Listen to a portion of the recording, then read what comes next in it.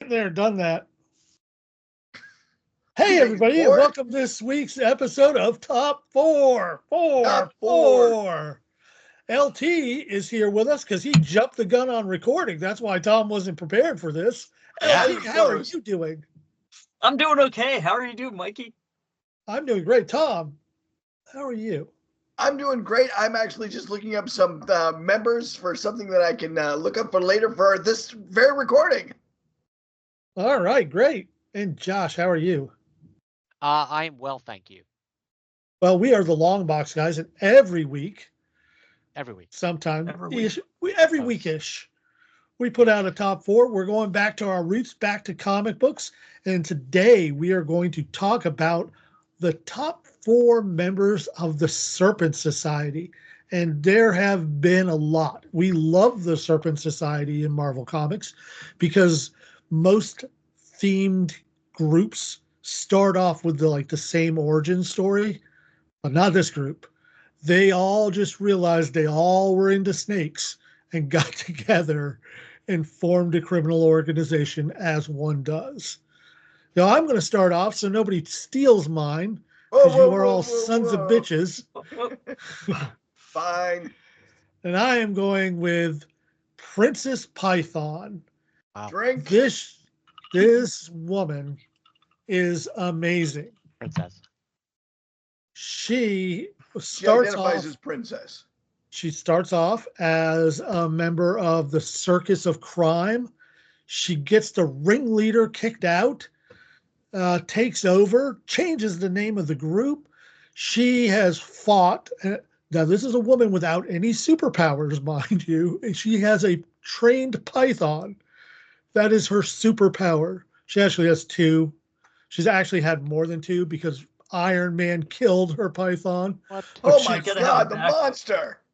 She has fought He's fought Iron Man. He has fought Hulk. She has fought Spider-Man. She has fought Thor, She-Hulk, Wasp. So a woman whose superpower is training pythons fought the Hulk and Thor and She-Hulk and is still alive to this day. That is correct, sir. Woo! And not only that, she was in a romantic relationship with Thor and was married to Stiltman. And while she was dating Thor? And did she have sexual relationships with Tony Stark? Yeah, of course. Everyone has sexual relationships with Tony Stark. If I was in the MCU, I would have had a sexual relationship with Tony Stark. But that's not just that. She married the Gibbon to get health insurance. So, I mean, I challenge you to find a better member of the Serpent Society. Challenge accepted. Josh, who do you got? Since I really have no strong feelings about anyone in the Serpent Society, I am going to go with Copperhead. Oh. Mostly because Copperheads are one of only two venomous snakes in New England. So I've decided to stay local and poison New Englanders and stick with Copperhead. He's got no superpowers to speak of. He wears some basically archaic armor, basically chainmail, scale mail, and he has some gloves that can do various things like shoot stuff and do. He can. It's like if I had if I put my chainmail on right now and I just put my pistol on my side and had a stun gun, I could also be Copperhead. So you're only a stun gun away from being Copperhead. I'm literally a stun gun away and from just dyeing my chainmail a different color away from being Copperhead. Honestly, looking at his bio, I actually might have more martial arts background than Copperhead. So you'd be more effective than Copperhead. I would be a slightly more effective Copperhead, I think. Yeah, because he could use his computer to rob people rather than actually going out and robbing people. Because that's how you get beat up by Spider-Man. Indeed. LT, who do you got?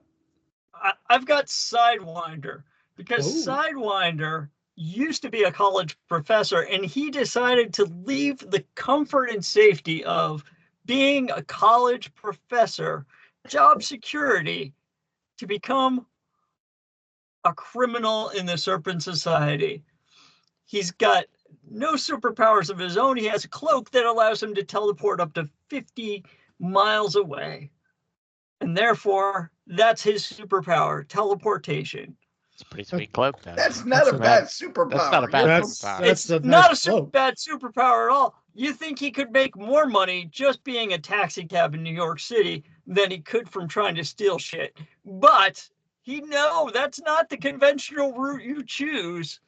Instead, you try to steal shit. I gotta respect the superpowered dandy. I'm just saying. Yeah. And by the way, the reason he became a supervillain is he didn't get tenure. That makes sense. And that would make anyone a supervillain. Makes more sense. That tracks totally. Yeah. Aha! I see what you did there, Mike. Aha. Tom, sweet Tom, who do you got to round out the Serpent Society's 4 best? I'm so glad you came to me because there are so many that I like. I really like a theme group, and these guys really stick to a theme. I would gather that the most powerful supervillain could come in, and if he wasn't serpenty enough, they wouldn't even have him. They're like, nope, close. No. Sorry. Nice try. Society, and that's you're a crocodile. You can't come in. I'm a crocodile who can fly and has super strength and matter manipulation. No. Still a crocodile. No. Have you thought about changing your outfit to be a snake? Just be the snake-adile or something. Yeah. Croc-a-snake. Look, just cut off a few limbs. That's all we're saying. Just cut off a few limbs and you're almost there. They stick to a theme. And I looked through the list and there's been so many good ones, so many fun ones. I'm going to have to go with the Asp, Cleo. I think it's Nefertiti, Cleo something. And only because she's a former stripper. And I like strippers. She's a stripper who has a paralytic touch. This paralytic touch will stun you. She can also internalize them and use them as bolts if she has enough of them saved up. And also, if you stay in contact with her too long, it just plain kills you. Yeah, that's why you never go to the champagne room. I was going to say, she earned this going to the champagne room. There is no sex in the champagne room. None. There's a chick with paralytic asp powers. You don't touch the girls in the champagne room. I'd go. Eddie would go, buddy. I got to go back to Sidewinder for just a second. What is the name of a person who studies snakes? A herpetologist, probably. Was that what Sidewinder was? Is that I'm drawn now. You know what?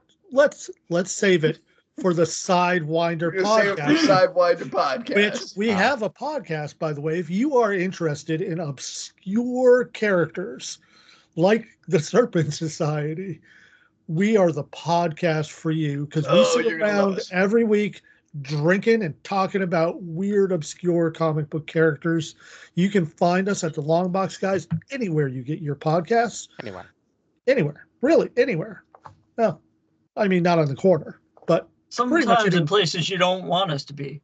We're there. We're very big in China. Or at least you get downloaded a lot in China. I don't know if they're just gathering our data or what. I should probably not have put my credit card number on that podcast. Across the screen? Yeah. In the show notes. I feel good about it. But anyway, I think that'll do it.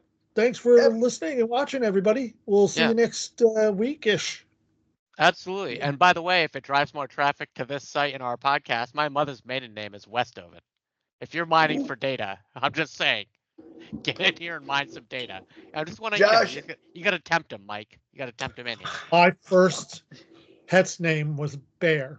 It's true. Bear was a good dog. Bear was a good dog. Tom Boucher once open mouth kissed a horse.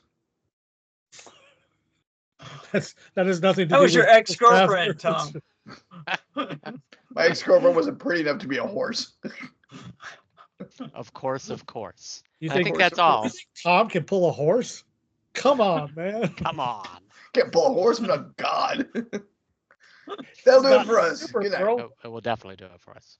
All right. Love you. Bye-bye. Love you. Bye-bye. Like it's